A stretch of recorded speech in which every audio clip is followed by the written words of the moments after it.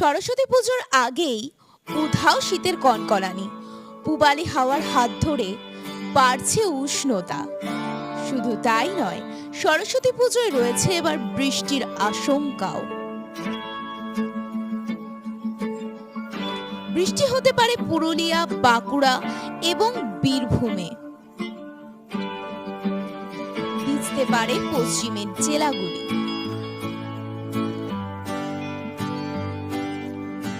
বৃহস্পতিবারও বৃষ্টি হবে দক্ষিণবঙ্গ জুড়ে।